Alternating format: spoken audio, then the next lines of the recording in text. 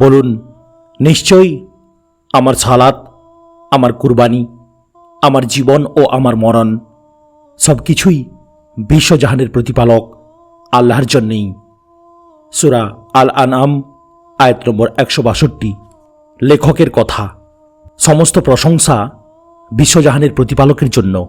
আমার হৃদয় ছেঁড়া দরুদ ও সালাম প্রিয় নবী মুহাম্মদ সাল্লাল্লাহু আলাইহি ওয়াসাল্লামের প্রতি।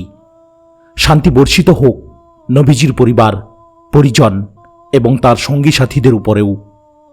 সফর মানুষের শরীর থেকে ক্লান্তি দূর করে, হৃদয়ে আনে সজীবতার পরশ। ক্লান্তির ছাপ শরীর আর মন থেকে দূর করতে আনন্দের সফরের বিকল্প কিছু হয় না। সফর শুধু আনন্দই দেয় না, সফর থেকে আমরা শিখতে পারি নানান কিছু। এককালে দুনিয়াতে সফর করাই ছিল জ্ঞানার্জনের একমাত্র উপায়।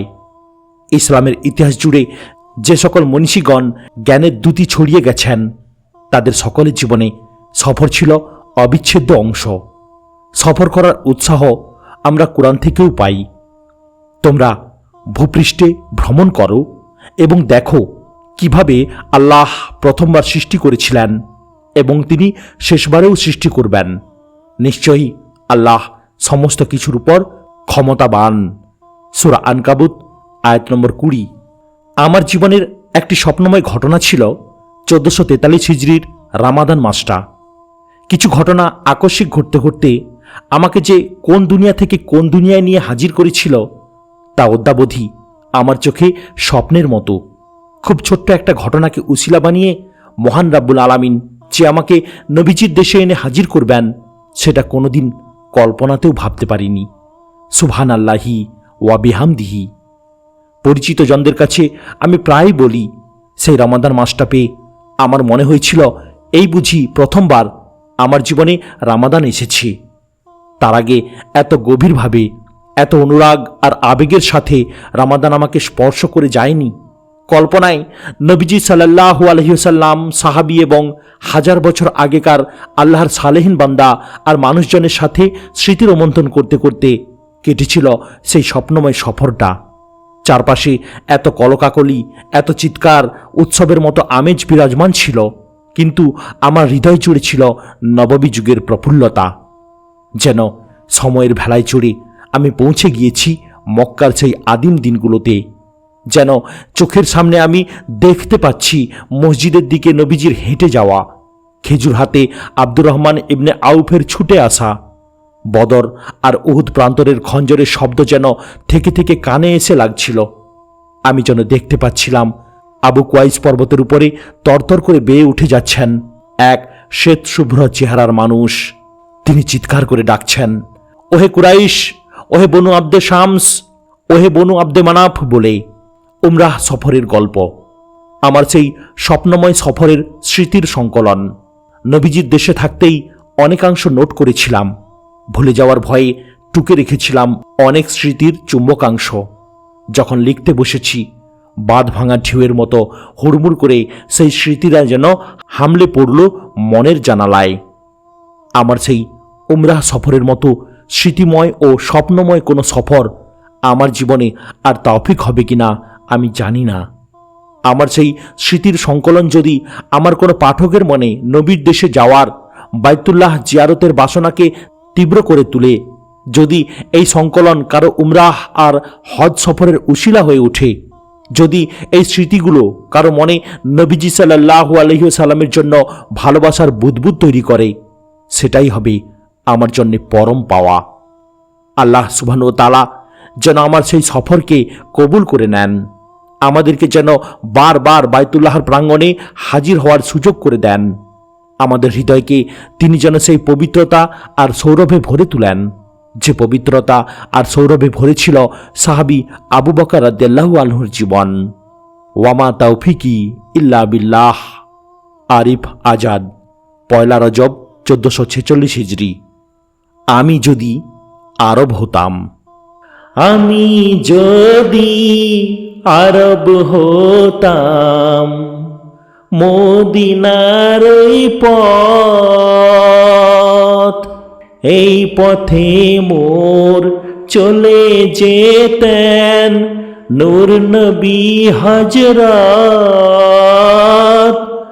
আমি যদি আরব হতাম মদিনার ওই পথ।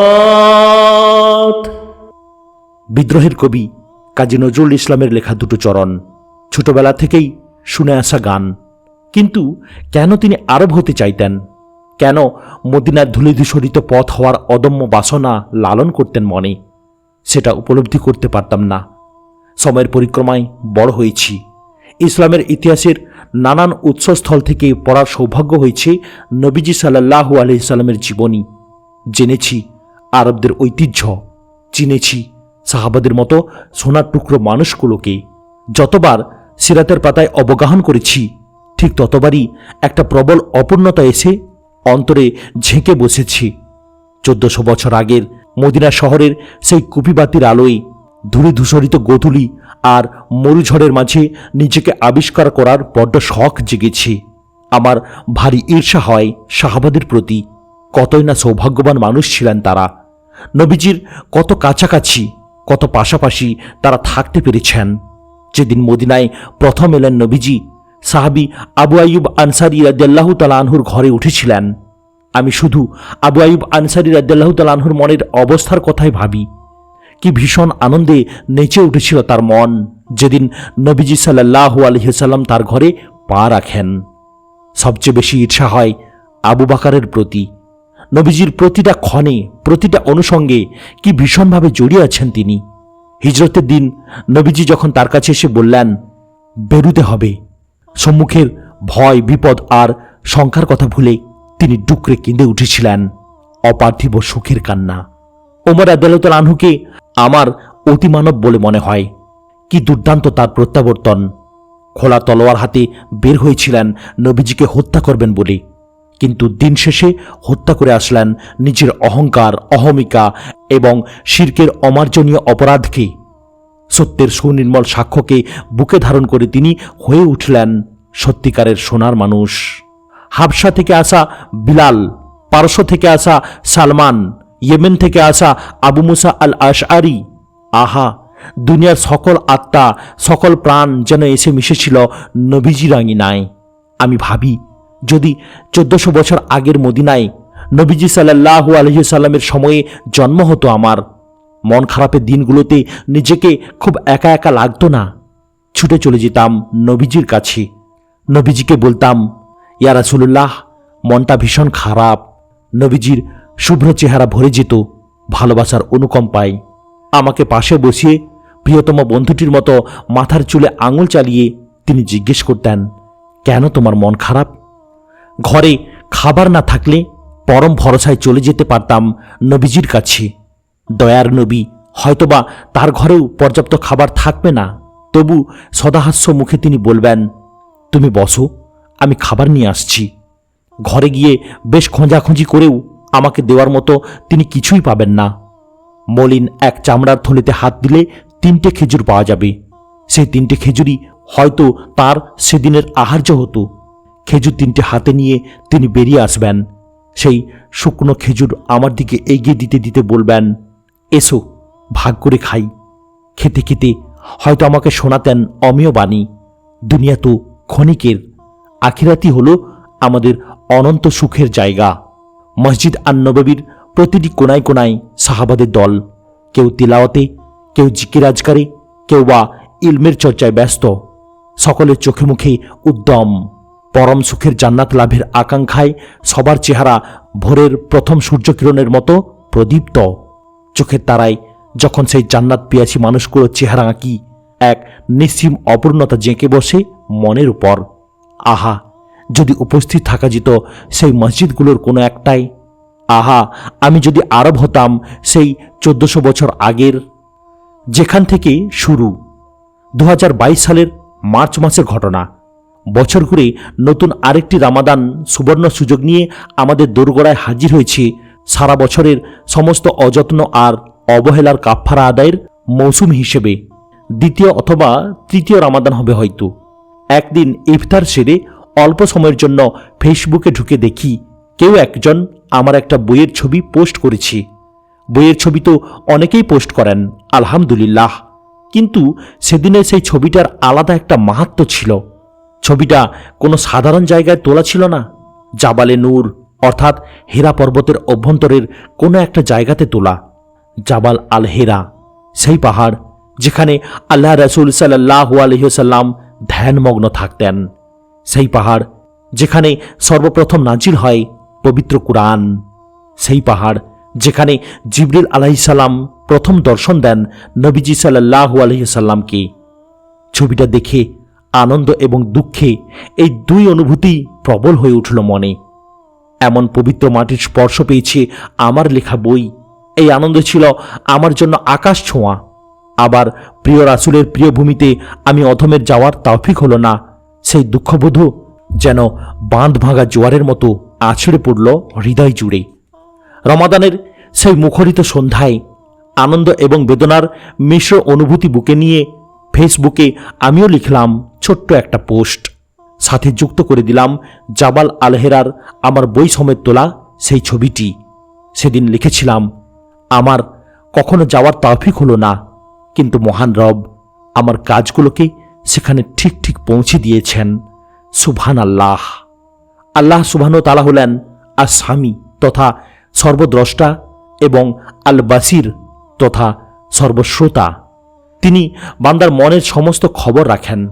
বান্দা যা মুখ দিয়ে উচ্চারণ করে না, যার জন্য বান্দা ঠোঁট পর্যন্ত নাড়ায় না, যে ইচ্ছা, যে চিন্তা এবং যে অভিলাষ বান্দার হৃদয়ে তৈরি হয়ে হৃদয়েই চাপা পড়ে যায়, সেসবের কোনোটাই তার অজানা থাকে না।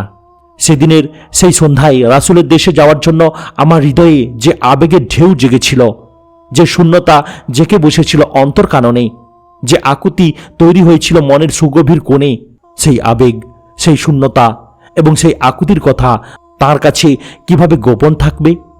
তিনি শুধু আস-সামি এবং আল বাসিরই নন, একই সাথে তিনি আল ওয়াকিল তথা সর্বোত্তম অভিভাবক।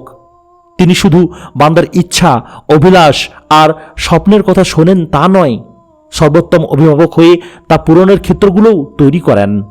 মাঝে মাঝে বান্দার অভিলাষ তিনি এত দ্রুত পূরণের আয়োজন করেন যে পুরো ঘটনাকে জাদু বাস্তবতার মতো অবিশ্বাস্য ঠেকে। তিনি তো সেই রব যিনি হও বললেই সব কিছু হয়ে যায়। আমার রব সেদিন সন্ধেবেলার সেই লেখাটা নজরে আনলেন আমার অত্যন্ত প্রিয় একজন মানুষের। তিনি হলেন শায়েখ আব্দুল হাই মোহাম্মদ সাইফুল্লাহ হাফিজাহুল্লাহ। শাইখের সাথে আমার সম্পর্কটা অত্যন্ত গভীর। নিজের আপন ভাইকে তিনি যতখানি ভালোবাসেন, যত্ন নেন, খোঁজখবর রাখেন, ধারণা করি আমার প্রতিও শাইখ ঠিক ততখানি অনুরক্ত এবং আন্তরিক। মহান রব শাইখের ছায়া আমাদের মাথার উপরে প্রলম্বিত করুন। ফেসবুকে আমার লেখাটা দেখে তিনি সম্ভবত এক মুহূর্তও দেরি করেননি, সাথে সাথে আমার হোয়াটসঅ্যাপে ফোন দিলেন। ঈশার আজান হবে একটু পরেই, ঈশা এবং তারাবির সালাতের প্রস্তুতির ব্যাপার আছে। ইচ্ছা করলে তিনি আমাকে তারাবির শেষে কিংবা পরের দিনটাও ফোন দিতে পারতেন, অথবা একটা ছোট্ট টেক্সট কিংবা কয়েক সেকেন্ডের একটা ভয়েস ক্লিপ, কিন্তু তিনি যে আমাকে অত্যধিক ভালোবাসেন, শত ব্যস্ততায় শত দৌড়ঝাঁপেও তিনি আমার জন্য সময় করেন। শাইখের স্নেহময় ভালোবাসায় আমি আপ্লুত। আমার অনিঃশেষ কৃতজ্ঞতা তাঁর প্রতি। আমাদের চিরাচরিত খোশালাপের পর শাইখ জিজ্ঞেস করলেন, আরিফ ভাই, আপনি হজ করেননি? বিনীত গলায় আমি বললাম, জি না শাইখ। উমরাহ না? জি না, আমি উমরাহ করিনি শুনে যার পরনাই বিস্মিত হলেন তিনি। আশ্চর্য হয়ে বললেন, কি বলেন? আমি তো ধরে নিয়েছি আপনি হজও করে ফেলেছেন, এখনো উমরাহ করেননি, তা তো আমি জানতাম না। এটা একটা কথা হলো?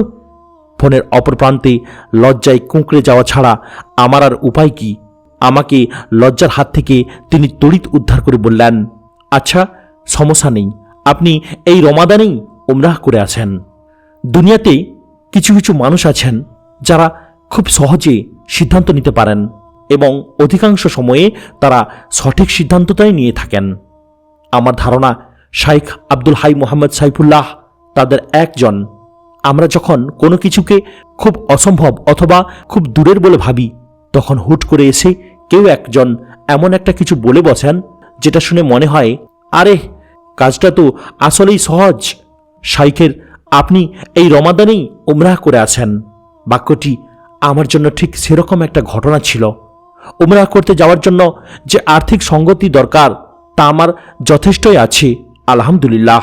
ইচ্ছাটাও দুর্নিবার, কিন্তু কাজ, ব্যস্ততা, সংসার ইত্যাদি ছুতোই কেন যেন আর একটু পরে বলে বলে নিজেকে প্রবোধ দিতাম সর্বদা। শাইখের সেদিনের সেই কথাটা আমার সেই প্রবোধে সজোরে ধাক্কা দেয় এবং আমার মন আচমকা বলে ওঠে, তবে তাই হোক। সেটাই হলো। শাইখের সাথে আলাপ শেষ করেই মেয়ের মায়ের সাথে মাসোয়ারা করতে বসে গেলাম। তার একটাই কথা, এর চেয়ে সুন্দর সুযোগ আর সময় হয় না, আপনি অবশ্যই যান। আমার রব আল ওয়াকিল কত সুন্দরভাবে সেদিন একটা সিদ্ধান্তে আমাকে পৌঁছে দিয়েছেন, তা আজও বিষয় জাগানিয়া। যদি সেদিন ফেসবুকে ছবিটা আমি না দেখতাম, যদি ছবিটা নিয়ে আমিও পাল্টা পোস্ট না করতাম, যদি সেটা কোনোভাবে শাইখ আব্দুল হাই মোহাম্মদ সাইফুল্লাহর চোখে এড়িয়ে যেত, যদি শাইখ সে সন্ধ্যায় আমাকে ফোনটা দেওয়ার তাগাদা অনুভব না করতেন, তাহলে আমার উমরাহ সফরটা হয়তো সে বছর হয়ে উঠত না। হয়তো আমাকে অপেক্ষা করতে হতো আরও দীর্ঘ একটা সময়ের। আলহামদুলিল্লাহ, এভাবেই শুরু হয় আমার জীবনের এক পবিত্রতম যাত্রা। জীবনের প্রথম উমরাহ সফরে আমি আবিষ্কার করেছি নতুন আরেক আমিকে। বাইতুল্লাহকে ঘিরে আমার হৃদয়ে যে অনিঃশেষ ভালোবাসা, নবীজি সাল্লাল্লাহু আলাইহি সাল্লামের জন্য হিয়ার মাঝে যে অকৃত্রিম প্রেম, সাহাবাদের জন্য আমার অন্তর্কাননে ভালোবাসার যে বুদবুদ, এই সফরে সমস্ত কিছুকেই একটা ঘোর লাগা স্বপ্ন থেকে সত্যি হয়ে ধরা দিয়েছিল। আলহামদুলিল্লাহি রাব্বিল আলামিন। স্বপ্নমুখর দিন, সবকিছু কেমন যেন ঘোরের মতো লাগলো। একটা ছবি, একটা সামান্য ফেসবুক পোস্ট এবং একটা ফোন কল, জীবনের সবচেয়ে বড় স্বপ্ন পূরণে এগুলোই হয়ে উঠল গুরুত্বপূর্ণ অনুঘটক। জগতে আশ্চর্য ঘটনা নিত্যই ঘটে, তবে কিছু কিছু আশ্চর্য ঘটনায় থমকে না গিয়ে উপায় থাকে না। 2022 সালের রমাদানের সেই রাতটা আমার জীবনে ঠিক তেমনই। শাইখ আব্দুল হাই মোহাম্মদ সাইফুল্লাহ উমরাহতে যাওয়ার জন্য শুধু ফোন কলেই উদ্বুদ্ধ করেছেন তা নয়, কিভাবে কি করতে হবে, কার সাথে যোগাযোগ করতে হবে, সমস্ত প্রক্রিয়াটাই চমৎকারভাবে আমাকে বুঝিয়ে দিয়েছিলেন। শাইখের বাতলে দেওয়া পদ্ধতি অনুসরণ করে দুদিনের মধ্যে আমি সমস্ত কর্মযজ্ঞ সম্পন্ন করে রাখলাম। তার দিন কয়েক পরেই আমাদের যাত্রার তারিখ নির্ধারণ করা হলো। বাইতুল্লাহ সফরে যাওয়ার আগে আগে শাইখের সাথে আমার আরও একবার যোগাযোগ হলো। সফর প্রায় আসন্ন, কিন্তু আমি সম্পূর্ণ নতুন এক অভিযাত্রী। শারীরিক মানসিক প্রস্তুতি তো আছেই, যেহেতু বিদেশ বিভূই, ফলে কি কি জিনিসপত্র সাথে নেওয়া লাগে তারও যদি একটা অভিজ্ঞ পরামর্শ পাওয়া যায় তো দারুণ হয়। শাইখকে যারা চেনেন তাদের জানা থাকার কথা যে কিরকম কর্মব্যস্ততায় থাকে তাদের দিনগুলো। এমন নিশ্ছিদ্র ব্যস্ততামুখর জীবন যেখানে নিজের জন্য একটু অবসর বের করাটাই মুশকিল, সেখানেও শাইখ আব্দুল হাই মোহাম্মদ সাইফুল্লাহ আমার জন্য সময় বের করলেন। রমাদানের আরেক রহমতাবৃত সন্ধ্যায় তিনি আমাকে ফোন দিলেন। সালাম বিনিময়ের পরেই তিনি জিজ্ঞেস করলেন, ভাই, দরকারি কেনাকাটা সেরেছেন তো? দরকারি কেনাকাটা বলতে ইহরামের কাপড়টাই, এর বাইরে আর কি যে কিনব বুঝতে পারছিলাম না। দূরে কোথাও বেড়াতে গেলে অথবা লম্বা সফরে বের হওয়ার আগে অনেকে বেশ শপিং টপিং করেন। নতুন জায়গায় নতুন জামাকাপড় পরে যাওয়া অভ্যাসটা খারাপ বলা যাবে না, তবে আমার কেন জানি এমন সব অভ্যাসে অভ্যস্ততা নেই, ফলে ইহরামের কাপড়ের বাইরে কেনার মতো আর কিছু খুঁজে পেলাম না। শাইখের প্রশ্নের উত্তরে বললাম, শাইখ, তেমন কিছু তো কেনা হয়নি, ইহরামের কাপড় আজ বা কালকের মধ্যেই কিনে ফেলব, এর বাইরে আর কিছু কিনতে হবে? শাইখ বললেন, কাঁধে ঝোলানো একটা পাতলা ব্যাগ কিনবেন, এটা ওখানে সবসময় কাজে লাগবে, বিশেষ করে তাওফের সময় মোবাইল আর মানি ব্যাগ রাখা সহজ হবে। এক জোড়া পাতলা স্যান্ডেল নেওয়া যায়, যদিও সেখান থেকেও কেনা যায় এসব, কিন্তু কি দরকার ওখানে গিয়ে এসব নিয়ে ভাবার, এখান থেকেই নিয়ে যাবেন। শাইখ আমাকে আরও বেশ কিছু পরামর্শ দিয়েছিলেন সেদিন। নিজের আপন ভাই অথবা পরিবারের ঘনিষ্ঠজনকে যেভাবে মানুষ পথ বাতলে দেয়, সেভাবেই তিনি আমাকে বুঝিয়ে দিলেন সব। অবশেষে ঘনিয়ে এলো সেই মহেন্দ্রক্ষণ, বাইতুল্লাহ যাত্রার নির্ধারিত দিন। লাগেজপত্র গুছিয়ে আগে আগে চলে এলাম ঢাকা বিমানবন্দর। এর আগে কখনো দেশের বাইরে যাওয়া হয়নি। ইমিগ্রেশন পার হওয়ার পর আনন্দে চোখে পানি চলে আসলো। একটা আজন্ম লালিত স্বপ্ন পূর্ণতার পথে ধাবিত হচ্ছে ধীরে ধীরে। এটা যে কি অসাধারণ অভিজ্ঞতা বলে বোঝানো মুশকিল। বিমানে বসে সিট বেল্ট বাঁধার পরে এক অদ্ভুত বেদনায় আচ্ছন্ন হলো মন। বাবা মা, ভাই বোন আর স্ত্রী কন্যার জন্য ডুকরে কেঁদে উঠল বুকের ভিতরটা। একবার মনে হলো যদি মাঝ আকাশে বিমানটা বিধ্বস্ত হয়, আল্লাহ না করুন যদি কোনো কারণে একটা মারাত্মক দুর্ঘটনা ঘটে যায়, কি হবে? পৃথিবীর কত প্রান্তেই তো ঘটনাগুলো ঘটে। বছর কয়েক আগে নেপালে এরকম এক বিমান দুর্ঘটনায় মারা গিয়েছিল শত শত লোক। প্রত্যেকের চোখে কত স্বপ্ন ছিল, মাথায় কত পরিকল্পনা এবং হাতে কত কাজ, কিন্তু সব স্বপ্ন, পরিকল্পনা আর কাজ ধূলিসাৎ হতে সময় লেগেছে মাত্র কয়েক মিনিট। কত অনিশ্চিত এই জীবনযাত্রা। আল্লাহ সুবহানাহু ওয়া তাআলার উপরে আমার অঢেল তাওয়াক্কুল। আলহামদুলিল্লাহ, তাকদিরে যেভাবে লেখা আছে সেভাবেই মৃত্যুকে বরণ করতে হবে, এর এক ফোঁটাও অন্যথা হবে না। এই সমস্তটাই আমি জানি এবং বুকের গভীর থেকে বিশ্বাস করি। তবে যদি এরকম কিছু একটা ঘটে যায় আমার সাথে এই বিমান যাত্রায়, তাহলে মার চেহারাটা আর দেখা হবে না, বাবাকে বলে আসা হবে না তার জন্যে বুকের ভেতর কতটা ভালোবাসা জমা। আমার আদুরে কন্যার নরম হাতের পেলব স্পর্শ এবং মোহমীয় আব্বু ডাক আর কোনোদিন পৌঁছবে না আমার কর্ণকুহরে। নিউ মার্কেট হয়ে আসার পথে বেলি ফুলের দুটো মালা কিনে এনে চমকে দেওয়া যাবে না তাকে, যাকে আমি জীবনের চেয়েও বেশি ভালোবাসি। তার আবেগে ভরা কান্নার অশ্রু আর কোনোদিন মুছে দিতে পারবে না আমার ভরসার হাত। প্রিয়জনদের থেকে হারিয়ে যাওয়ার এই ভয় এমন খুশির দিনেও আমার বুকে কাঁটার মতো বিঁধে রইল। বিমান তখনও উড়াল দেয়নি, তবে উড্ডয়নের সমস্ত প্রস্তুতি সম্পন্ন হয়েছে।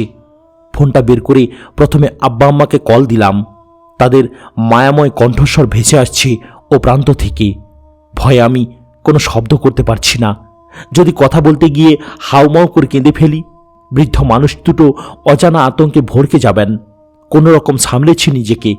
তাদের দোয়া আর পিতামাতা সুলভ সতর্কতা বাণীগুলো আরও একবার মনোযোগী শ্রোতার মতো শুনে সালাম বিনিময় করে ফোনের লাইন কেটে দিলাম। পরের কলটা দিলাম মেয়ের মাকে। আমার ফোনের অপেক্ষাতেই হয়তো ছিলেন। বেজে উঠতেই রিসিভ করলেন এবং সাথে সাথে মেয়ের কানে লাগিয়ে দিলেন। ও প্রান্ত থেকে আমার মেয়েটা যখন আব্বু বলে ডাকল, আমার সমস্ত দৃঢ়তা, পুরুষ সুলভ কাঠিন্য কোথায় যেন উধাও হয়ে গেল। ঝরঝর করে চোখ বেয়ে নেমে আসলো অশ্রুধারা। কান্নার শব্দ দমিয়ে রাখতে আমাকে চেপে ধরতে হলো নিজের মুখ। মেয়ের মা মুহূর্তটা ধরে ফেলেছেন। মেয়ের হাত থেকে ফোন কেড়ে নিয়ে দৌড়ে হয়তো চলে গেলেন নিজের রুমে। তারপর কিছুক্ষণ আর কোনো কথা নেই। ফোনের দুপ্রান্তেই নেমে এলো নীরবতা। মুহূর্তটা মাখামাখি হয়ে থাকলো অশ্রু, আবেগ আর বিদায় বেলার বেদনায়। খানিক বাদেই আমাদের বিমান আকাশপানে পাড়ি জমালো। পাখির মতো তার প্রসারিত ডানা মেঘ ফুঁড়ে উঠে যাচ্ছে উঁচু থেকে আরও উঁচু দিয়ে। শুধু তো বিমান নয়, হৃদয় গভীরে জিয়ে রাখা আমার স্বপ্নগুলোও উড়ছে। আজকে তাদের আসমান ছোঁয়ার দিন। স্বপ্নের উড়াউড়ি ভীষণ গতিতে ছুটে চলেছে এই আকাশযান। পেছনে রেখে যাচ্ছে শহর, বন্দর, গ্রাম, মাঠ আর মানুষের জমায়েত। সেই স্বপ্নমুখর দিনে আমার সমস্ত ভাবনা জুড়ে কেবল রাসূলের দেশে পৌঁছানোর তাড়া। কবে শেষ হবে এই আকাশযাত্রা? কবে আমার গা জুড়াবে মদিনার বাতাসে? কবে বাইতুল্লাহকে দেখে শীতল করব আমার দু চোখ? আসসালামু আলাইকুম ওয়া রাহমাতুল্লাহি ওয়া বারাকাতুহু। প্রিয় ভাইরা, এতক্ষণ শুনছিলেন বিখ্যাত লেখক আরিফ আজাদের উমরাহ সফরের গল্প। এটি শুধু গল্প নয়, এটি একজন মানুষের নবীজির দেশে যাওয়ার গল্প। এটি একজন মানুষের বাইতুল্লাহকে স্বচক্ষে দেখার গল্প। এটি একজন মানুষের ইসলামের প্রতি ভালোবাসার হৃদয় নিংড়ানো গল্প। এটি একজন মানুষের নবীর প্রতি কতটা প্রেম ভালোবাসা তা উজাড় করে দেওয়ার গল্প। তাই প্রিয় ভাইয়েরা, আপনারা শুনুন, মন দিয়ে শুনুন এবং নিজেকে অনুভব করুন আপনি যেন নবীজির সেই দেশে পৌঁছে গেছেন। সেই দেশের মাটি যেন আপনার পায়ে জড়িয়ে যাচ্ছে, সেই দেশের আলো বাতাস যেন আপনার গায়ে ভালোবাসার স্পর্শ দিয়ে যাচ্ছে। তাই উমরাহ সফরের গল্প আপনারা শুনুন, বুঝুন এবং আমল করুন। আমিন।